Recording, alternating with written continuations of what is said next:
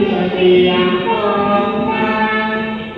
เสียงกลองดังเอามาทำกันทั่วเมืองไทยจนพอสู่กรุงกวีแผ่นดินยานิพา